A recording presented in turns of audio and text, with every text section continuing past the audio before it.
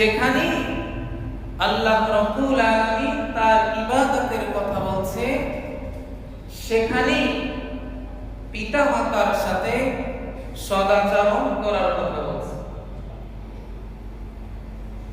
তাহলে কত মূল্যবান জিনিস, যেখানে আল্লাহ এবং রাসূল, তারপরে তার মা বাবা। আমি যে আয়াতে কারিমা তেলাওয়াত করছি সূরা বনী ইসরাঈল থেকে, আল্লাহ রাব্বুল আলামিন বলেন, ওয়াকাদা রাব্বুকা আল্লা তা'বুদু ইল্লা ইয়্যা। আল্লাহ রাব্বুল আলামিন বলেন, তোমরা আমি আল্লাহ রাব্বুল আলামিনের ইবাদত করো। এই কথা কে বলছে? আল্লাহ বলছে। তা ইবাদত করব কার? নাকি অন্য কারো? আমাদের ইবাদত অন্য কারোর জন্য হয়ে যায়। মনে না চাইলেও অনেক সময় আবেগে টাইনে নিয়ে যায় আমাদের। ইবাদত পাওয়ার যোগ্য, সিজদা পাওয়ার যোগ্য, নত হওয়া কার সামনে নত হতে হবে? আল্লাহ। ইবাদত করতে হবে কার? সিজদা করতে হবে কার? শুকরিয়া আদায় করতে হবে কার?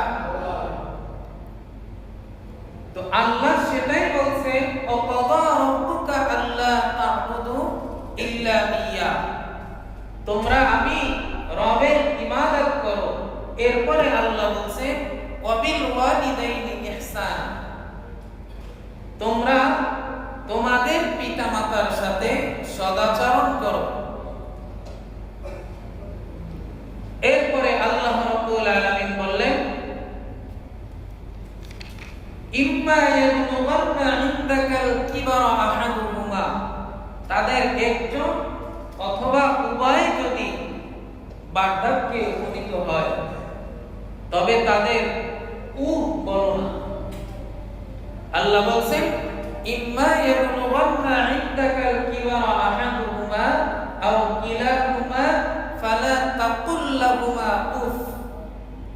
খবরদার, তাদের মধ্য থেকে উভয় অথবা একজন যদি বার্ধক্যে উপনীত হয়, তাদেরকে উফ বইল না। ওয়ালা তাকুল লাহুমা উফ ওয়ালা তানহারহুমা ওয়া কুল লাহুমা কাওলান কারীমা।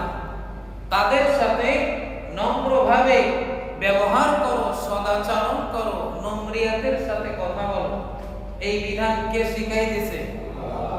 আল্লাহ। এরপরে বললেন, ওয়াকফিদ লাহুমা জানাহাজ যুল্লি মিনার রাহমা। আর তাদের সামনে বিনয়ের সাথে তোমাদের রহমতের ডানা তাদের সামনে বিছাইয়া দাও। সুবহানাল্লাহ। এবং অকুর রব্বিরহামহুমা কামা রাব্বায়ানি সগীরা। তাদের জন্য জীবিত অবস্থায় এবং মৃত অবস্থায় দোয়া করো, অকুর রব্বিরহামহুমা কামা রাব্বায়ানি সগীরা। আয় আল্লাহ তাআলা, আমার বাবা মা যেভাবে আমাদেরকে শৈশবে লালন পালন করেছে, তুমিও তাদেরকে সেভাবে লালন পালন করো। এই দোয়া শিখিয়ে গেছে কে? আলোচ্য আয়াতে কারিমা আমরা কি পেলাম?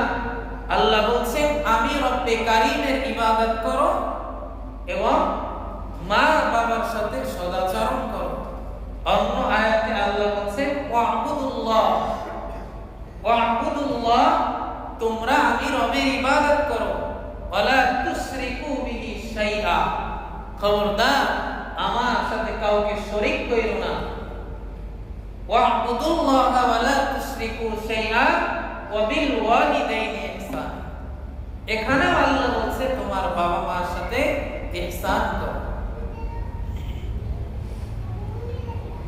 আল্লাহ রাসূল সাল্লাল্লাহু আলাইহি ওয়াসাল্লামের কাছে একজন সাহাবী গেলেন, ইয়া রাসূলুল্লাহ, দুনিয়ার জমিনে সব থেকে উত্তম ব্যবহার পাওয়ার যোগ্য কে? কি বলছে? দুনিয়ার জমিনে সব থেকে উত্তম ব্যবহার, উত্তম আচরণ পাওয়ার যোগ্য কে? আল্লাহ রাসূল বললেন ক্বালা উম্মুকা। সাহাবায়ে কেরাম আবার জিজ্ঞাসা করলেন ইয়া রাসূলুল্লাহ এরপরে কে? আল্লাহ রাসূল বললেন ক্বালা উম্মুকা। সাহাবী আবার জিজ্ঞাসা করলেন ইয়া রাসূলুল্লাহ এরপরে সবথেকে উত্তম ব্যবহার পাওয়ার যোগ্য কে? আল্লাহ রাসূল বললেন ক্বালা উম্মুকা, এরপরে বললেন ক্বালা আবুকা। আল্লাহ রাসূল বললেন দুনিয়ার জমিনে সব থেকে উত্তম আচরণ উত্তম ব্যবহার পাওয়ার যোগ্য সর্বপ্রথম তোমার মা, তোমার মা, তোমার মা, এরপরে তোমার বাবা। এটার কারণ কি? এটার কারণ নারী মা যে তিনটা কষ্ট সহ্য করে দুনিয়ার জমিনে, এই তিনটা কষ্ট বাবা সহ্য করে। তিনটা কষ্ট কি? মা সন্তান পেটে ধারণ করে কয়দিন? 10 মাস 10 দিন। আপনার আমার পেটে যদি একদিন রাখা হয় অবস্থা কি হবে? ভূমিষ্ঠ হইতে দেরি ধৈরা পুরুষ একটা আছাড় মারবে যে পেটের মধ্যে বসে এত যন্ত্রণা দিছো। আল্লাহ নারীদেরকে সেই ধৈর্য ধারণ করার ক্ষমতা দিয়েছেন।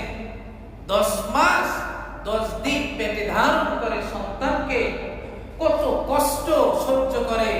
রাতের পর রাত চলে যায়, চোখে ঘুম নাই, দিনের পর দিন চলে যায়, কষ্ট সহ্য করতে করতে, এভাবে করতে করতে 10টি মাস অতিবাহিত করে। আল্লাহ রাসূল বলছেন এর জন্য দুনিয়ার মধ্যে সব থেকে উত্তম ব্যবহার পাওয়ার যোগ্য তোমার মা। সুবহানাল্লাহ। দ্বিতীয় কষ্ট কি? সন্তান দুনিয়ার জমিনে ভূমিষ্ঠ করায় কে? আল্লাহ করায়। কার মাধ্যমে? মা। প্রসব যন্ত্রণা কত কঠিন, মৃত্যুর যন্ত্রণার থেকেও কঠিন যখন মা সন্তান ভূমিষ্ঠ করে। সন্তান জন্ম দেওয়ার কষ্ট মা সহ্য করার কারণে আল্লাহ রাসূল বলছেন তোমার মা সবথেকে উত্তম ব্যবহার পাওয়ার যোগ্য। সুবহানাল্লাহ।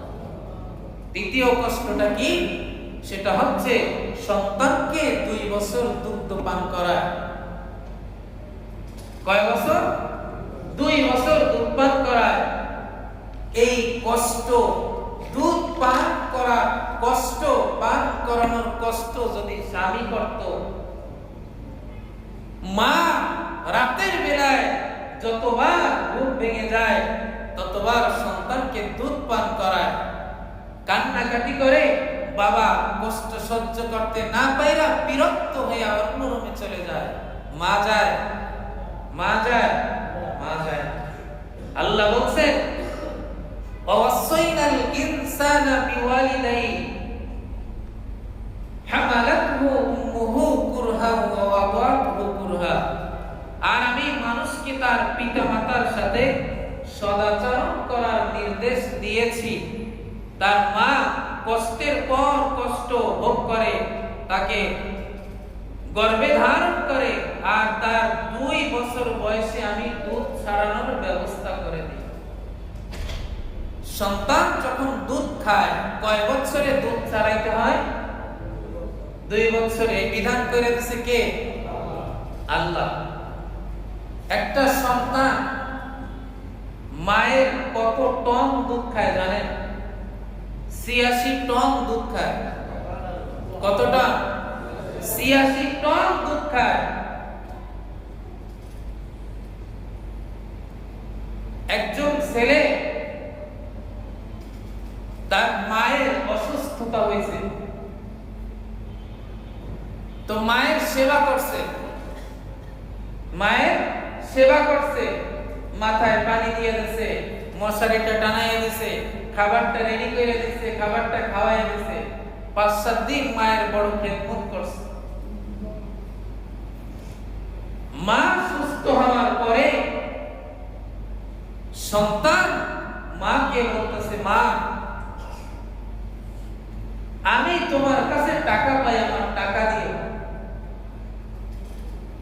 মা ডাক দিয়ে বললেন, বাবা তুমি আমার কাছে কিসের টাকা পাও? সন্তান বলে, তোমার মনে নাই তুমি যখন অসুস্থ হয়েছিলা তোমার বিছানাটা ঠিক করে দিছি, মশারি টানাইয়া দিছি, তোমারে খাবার খাওয়াই দিছি, মাথায় পানি দিয়ে দিছি, কত কষ্ট করছি তোমার জন্য। কে বলে? সন্তান বলে। মা ডাক দিয়ে বললেন, ও আমার কলিজার টুকরা সন্তান, তুমি বড় হিসাবী হয়ে গেছো, বড় হিসাব শিখে গেছো রে সন্তান। তুমি একটু আমার হিসাবটা মিলিয়ে দাও। আমি তোমাকে 10 মাস 10 দিন গর্ভে ধারণ করেছি, কত কষ্ট সহ্য করেছি তোমার জন্য।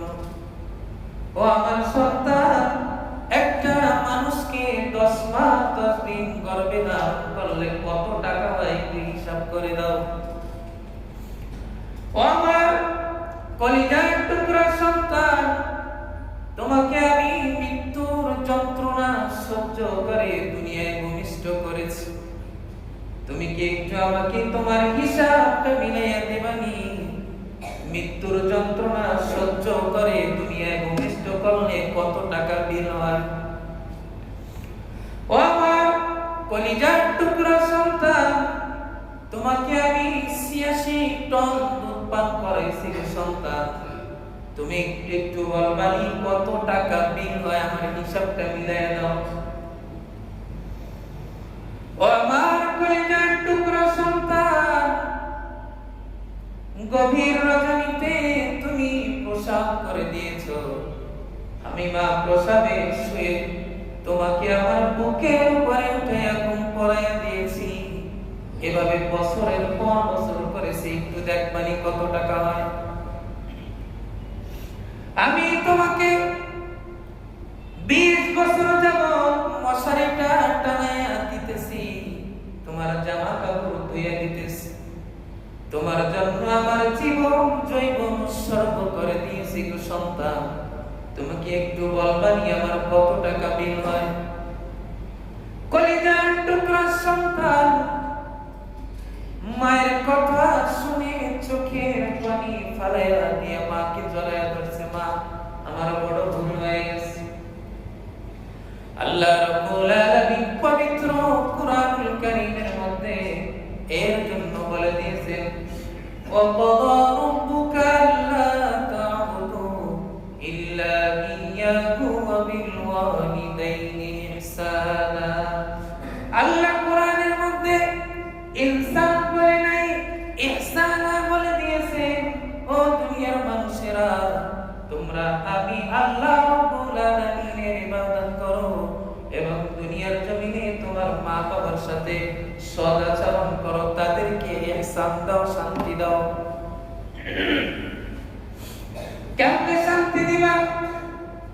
তাদের সাথে ধমক দিও না, তাদের আচরণে কোন শব্দ কইরো না। তোমার বাবা বৃদ্ধ হয়ে গেছে, তোমার মা বুড়া বুড়ি হয়ে গেছে, দুইজন বৃদ্ধ বয়সে বাবা কাশি দেয়, সন্তান বিরক্ত হয়ে যায়, বাবা তুমি এত কাশো কেন? সন্তান বিরক্ত হয়ে অন্য রুমে চলে যায়। যেই বাবা সন্তানের জন্য নিজের জীবনকে উৎসর্গ করে দিয়েছে, যেই বাবা সন্তানের জন্য নিজের জীবনকে বিলাইয়া দিয়েছে, যেই বাবা সন্তানের জন্য রৌদ্রের মধ্যে নিজের মাথা থেকে পা পর্যন্ত ঘাম ঝরাইছে, যেই বাবা সন্তানের জন্য নিজের সমস্ত শখ আহ্লাদকে বিলাইয়া দিয়েছে, সন্তান দাবি করছে বাবা আমাকে এটা দাও, বাবা না খাইয়া নিজে না কইরা সন্তানের শখ পূরণ করে। আজকে তুমি সন্তান বড় হয়ে গেছো, তুমি সম্পদের মালিক হয়ে গেছো, তুমি তোমার বাবাকে চেনো না। যেই মা তোমার জন্য এত কষ্ট করেছে সেই মাকে তুমি চেনো না। বড় নাফরমান কপাল পোড়া সন্তান, এরা দুনিয়া এবং আখিরাতে পথভ্রষ্ট হয়ে যাবে। কারণ আল্লাহ হাবিব বলেন, মা হাক্কুল ওয়ালিদাইন আলা ওয়ালিদাইহিমা ক্বালাহুমা জান্নাতুকা ওয়া নারুক। একজন সাহাবী জিজ্ঞাসা করলেন, ইয়া রাসূলুল্লাহ, সন্তানের উপর পিতামাতার প্রাপ্যটুকু কি? আল্লাহর হাবিব বললেন, তারা তোমার জান্নাত, তারাই তোমার জাহান্নাম। যে ব্যক্তি দুনিয়ার জমিনে মা বাবা পাইল বৃদ্ধ এবং বৃদ্ধা অবস্থায়, অথচ জান্নাত ক্রয় করে নিতে পারলো না, আল্লাহর হাবিব বললেন ওই ব্যক্তি ধ্বংস হয়ে যাক। নাউযুবিল্লাহ। আমাদের বাবা মা আছে না? আছে। তাদের সাথে সদাচরণ করার কথা বলছে। আপনার যে রহমতের ডানা, এই যে দুইটা হাত পা, এটা দিছেন কে? আল্লাহ। এর জন্য আল্লাহ বলছেন, আমি যে তোমাকে নিয়ামত দিছি, এই নিয়ামতের শুকরিয়া আদায় করো, নিয়ামতের শুকরিয়া আদায় করো।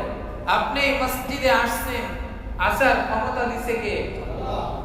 আমরা শুকরিয়া আদায় করব কার? কেমনে? আমরা অকৃতজ্ঞ না? অকৃতজ্ঞ কিভাবে?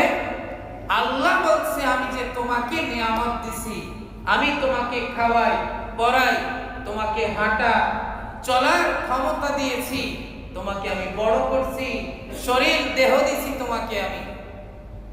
এই যে 3.5 হাত বডির যদি একটা যন্ত্র নষ্ট হয়ে যায়, ডাক্তার বাইটটা খাওয়াইলে কাজ হয়? হ্যাঁ, এতটুকু আমরা বুঝি না, এটুকু আমরা বুঝি না। আমরা বুঝি কি? আমার এখন জৈবনের জোয়ার এসেছে, কে বাবা কে মা আর কে আল্লাহ এটা আমরা চিনি না। যদি চিনতো আর আল্লাহর এই কোরআনের আয়াতকে যদি মানতো, তাহলে কোনো বান্দা কোনো বান্দি আযান হলে রাস্তায় রাস্তায় ঘুরতে পারতো না। পারতো না। কারণ মালিকের আনুগত্য করে, যার কর্মচারী তার আনুগত্য করে, তার আদেশকে মান্য করে। অথচ আল্লাহ বলছে, ওয়াকাদা রাব্বুকা আল্লা তা'বুদু ইল্লা ইয়া। বান্দা, আমি রব্বে কারীম তোমাকে বানাইলাম, তোমাকে হাঁটা চলার ক্ষমতা দিলাম, আমি রব্বে কারীমের ইবাদত করো। ওয়াবিল ওয়ালিদাইনি ইহসানা।